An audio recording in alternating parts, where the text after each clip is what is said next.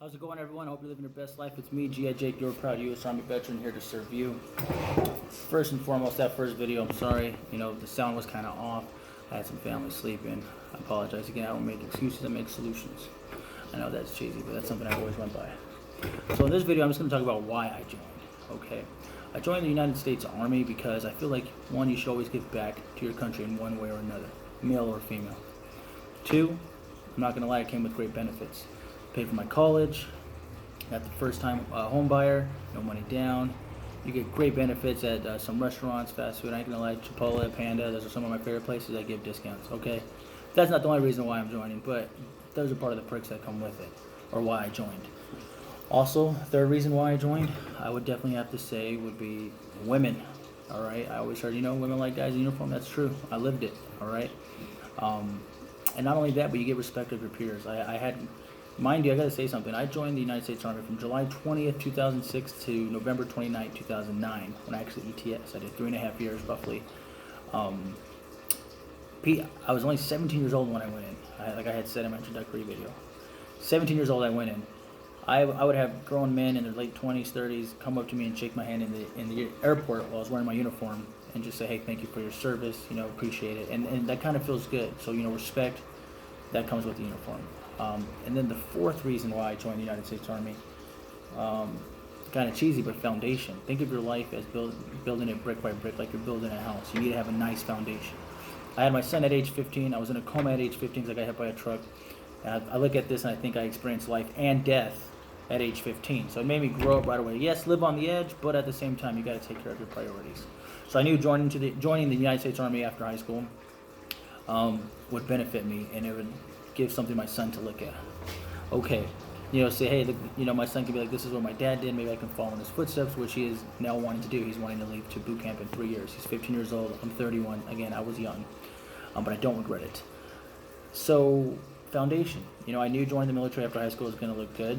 I knew it was giving back, like I've always wanted to do. I knew it was going to help me with my future, i.e., degree. I never knew anybody with a degree, and that's something I always wanted to do, which I did. I am a graduate at Arizona State University.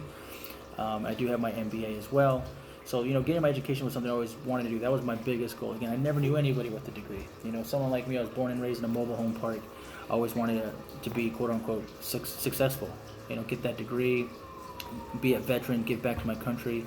So, like I said, foundation is the fourth reason why I joined the United States Army. Why the Army? Honestly, I'm not a fan of flying. I don't like the sea. The Marines, never even crossed my mind. Army just stood out. Plus, my dad knew a recruiter. Went and met the recruiter. Now, I'll get into recruiters real quick. Everybody hates the recruiters. They're fucking assholes. They'll do anything they can just to get you to sign the dotted line. Mine kept saying, oh, 88 Mike, 88 Mike. At this time, when I enlisted in 2006, 88 Mikes were a big calling, a.k.a. truck driver. Okay? Now, I will tell you this. When you join the United States military active duty, at least in the Army, per se, mind you, I've been out 10 years. They will use you for whatever they need you. I saw cooks kicking down doors in Iraq, okay? After AIT, I never touched a truck, a 915 again. And that was really big in my training at Fort Leonard Wood, Fort Lost in the Woods, Missouri. But like I said, I met my recruiter. He kept pitching 88 Mike. He kept telling me that I would drive tanks and shit. Like, that was going to get me, like, okay. Like, I don't give a fuck about tanks. You know what I mean? But he kept saying that, tanks. Anyways, what eventually got me to sign the 88 Mike, or the dotted line, was he offered me a $1,000 signing bonus coming out of high school. Right away, that got me because I'm 17 years old. That's a lot of money to me. And then also he threw $14,000 on top of it. So I got $15,000 signing bonus just for an enlisting as an 88 Mike. At 17 years old, that seemed like a lot of money to me. Later found out you don't even get that until you complete your training. But like I said, I signed the dotted line and I became an 88 Mike. It was only 3.5 years, which is great because I wanted to hurry up and come back home, be with my family. I just wanted to do my time and come home. But yeah, that recruiter was an asshole. Even though I got the $15K out of him, I'm not that. I was young and dumb, but not that young and dumb. You know what I mean? I was able to get some money out of him. That was the only reason why I signed too. The funny thing is, and I'll get into this more later because I kind of want to go through this, in order. But later on in AIT, when I'm with all the other 88 Mikes, the drill sergeants were like, "Let's see who's recruiters. Screw them."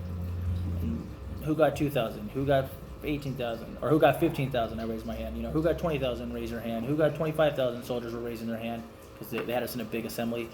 The highest one, the soldier, he got like 6 years, he got 35K signing bonus. All right.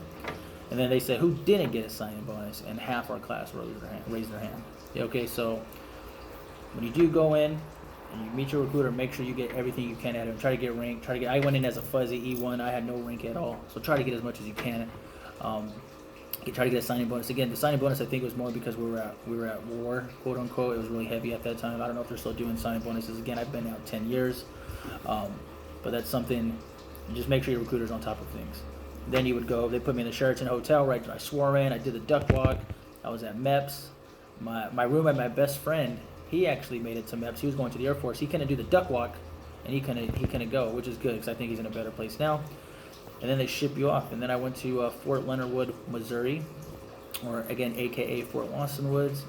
And that's something I'm going to get into the next video. Before I even went to basic, I was a hold under for like 3 weeks, or hold under, waiting to ship out because it was so crowded. But yeah, a lot of good stories there.